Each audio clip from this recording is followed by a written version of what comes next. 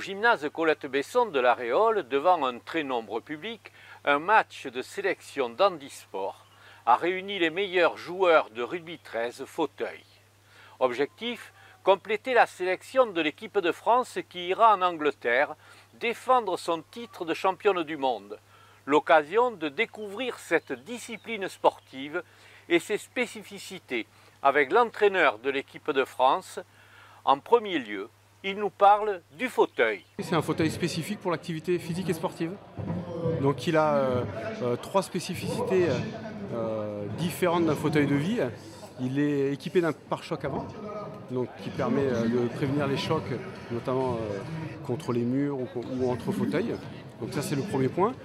Le deuxième point, c'est les roues qui sont incurvées, c'est-à-dire légèrement de travers, ce qui permet d'aller plus vite et d'avoir une stabilité supérieure à des roues droites, donc empêche de tomber latéralement.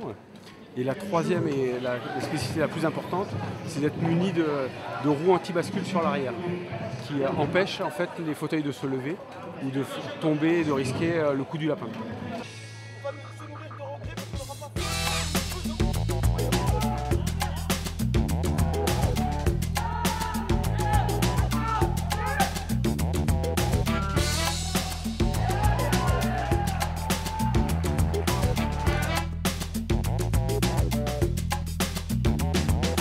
Le fauteuil offre plusieurs possibilités de donner à cette pratique une vraie similitude avec le jeu à 13.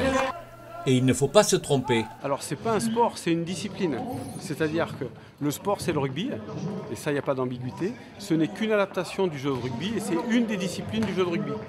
Donc la logique interne et la façon de jouer, que ce soit au niveau des règles ou du maniement du fauteuil, des trajectoires et des règles de jeu sont identiques à celles de rugby.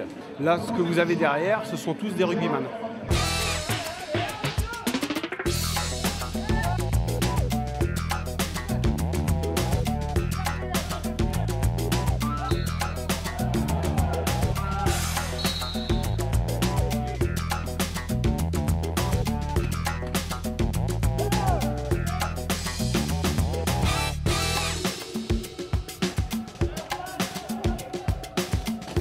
Il existe une similitude entre les qualités spécifiques des meilleurs de ces joueurs de rugby à 13, qu'ils soient valides ou en fauteuil.